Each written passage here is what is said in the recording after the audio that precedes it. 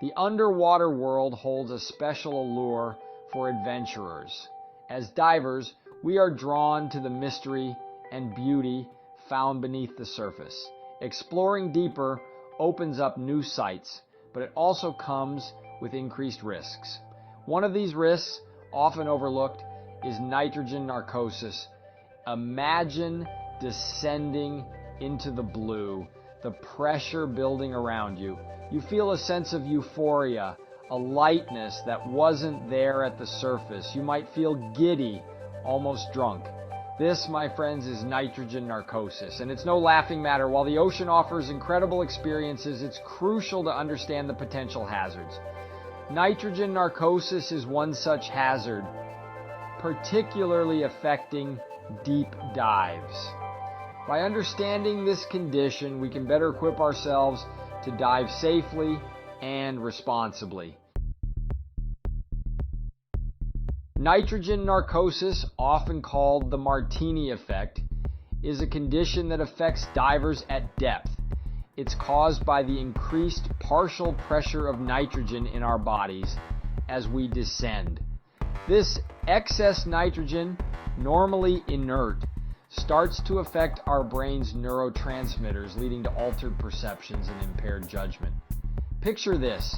You're at a depth of 100 feet, surrounded by vibrant coral and curious fish. You feel happy, relaxed, almost invincible. But this feeling isn't just the magic of the ocean. It's nitrogen narcosis at play. The deeper you go, the more pronounced the effects become. It's like sipping on one too many martinis, hence the nickname. The symptoms can vary from mild euphoria to severe disorientation, making it crucial to recognize and address them promptly. It's important to differentiate nitrogen narcosis from another diving-related condition, decompression sickness, also known as the bends. While both are caused by changes in pressure, they are distinct conditions with different mechanisms and treatments. Nitrogen narcosis is a temporary, reversible effect of nitrogen on the brain occurring at depth. Decompression sickness, on the other hand, results from the formation of nitrogen bubbles in the bloodstream and tissues due to rapid ascent. Think of it this way: narcosis is like getting tipsy at a party, while decompression sickness is like getting a severe case of the flu after being exposed to a virus. Both can be avoided with proper precautions and understanding of the risks involved. Recognizing the symptoms of nitrogen narcosis is crucial for safe diving. The effects can be subtle at first, often mistaken for the excitement of the dive. However, as the narcosis sets in, the symptoms become more pronounced and can quickly escalate if not addressed. Common symptoms include lightheadedness, euphoria, anxiety, and impaired judgment. You might feel overconfident, make poor decisions, or experience tunnel vision. Some divers describe it as feeling narked, similar to being intoxicated. If you or your dive buddy notice any of these symptoms, it's crucial to ascend to a shallower depth immediately. Remember, early recognition and action are key to managing nitrogen narcosis effectively. Section 5. First aid for nitrogen narcosis. Ascend and recover. The good news is that nitrogen narcosis is generally reversible upon ascent. The moment you start to feel the effects, the most important action is to slowly ascend to a shallower depth.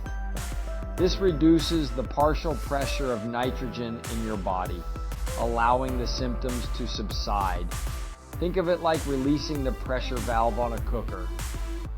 As you ascend, the excess nitrogen gradually dissipates from your system, and your mental clarity returns. It's essential to ascend slowly and controlled, following your dive computer's guidelines. Once at a shallower depth, continue to breathe normally and monitor your symptoms. In most cases, the effects of nitrogen narcosis wear off completely within minutes. However, it's crucial to remain vigilant and avoid further deep dives until you're fully recovered. Section 6. Diving safe. Tips for preventing nitrogen narcosis.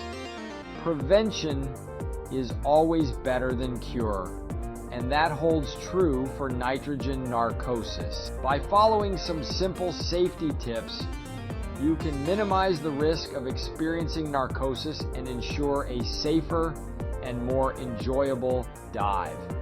First and foremost, dive within your limits. Know your depth and air consumption limits and stick to them. Avoid deep dives if you're feeling tired, stressed, or dehydrated.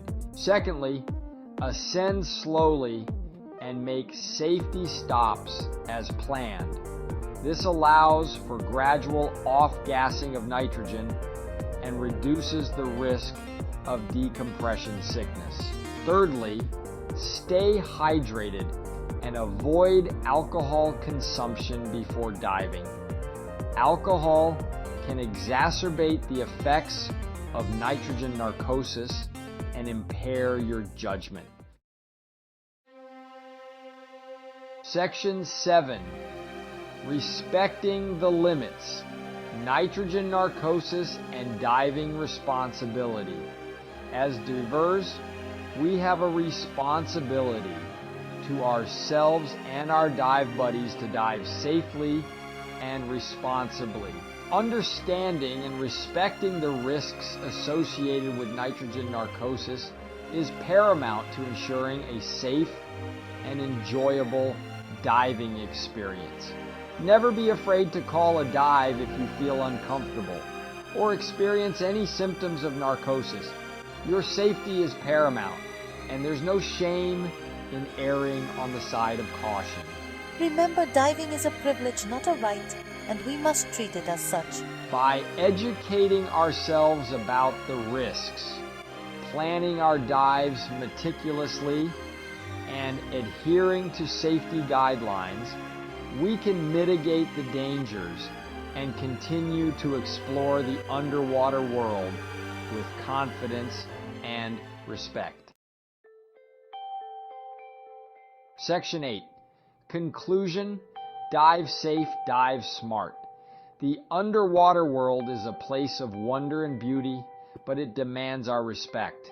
Nitrogen narcosis, while potentially dangerous, is a manageable risk when we understand its causes, symptoms, and preventative measures.